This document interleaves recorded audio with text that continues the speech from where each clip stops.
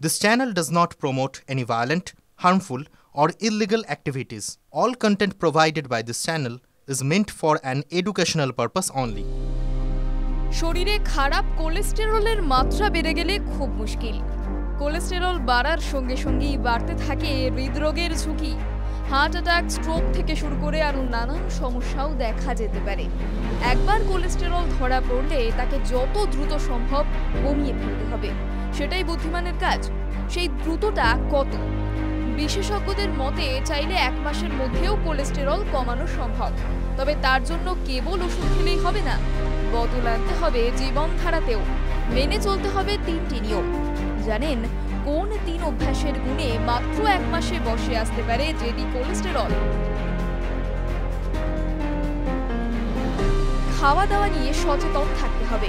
ডায়েটে ফাইবার, স্বাস্থ্যকর fat, antioxidant, omega 3 fatty acid রাখাটা জরুরি। ওটস, বিভিন্ন বাদাম, ফল, শাকসবজি, চিকেন, ডাল বেশি করে খান। স্যাচুরেটেড ফ্যাট এবং ট্রান্স ফ্যাট এড়িয়ে চলুন। কেক, মাটন, ফাস্টফুড, প্রক্রিয়াজাত মাংস, প্যাকেটজাত খাবার একদম বন্ধ। ওজন কমানো। মেদ না ঝরালে কোলেস্টেরলকে বাগে আনা সোজা নয়। দীর্ঘক্ষণ এক জায়গায় বসে থাকা নয়, অলস জীবনযাপন ছাড়তে হবে। শরীর চর্চা কিন্তু জরুরি। সপ্তাহে কমপক্ষে 6 দিন অন্তত 45 মিনিট করে শরীর চর্চা করতে হবে।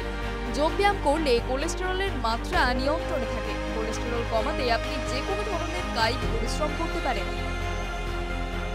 কোলেস্টেরলের ওষুধ খাওয়ার পাশাপাশি 1 মাস এই নিয়ম মেনে চলুন, ফল মিলবে হাতে নাতে। টিভি9 বাংলা ডিজিটাল।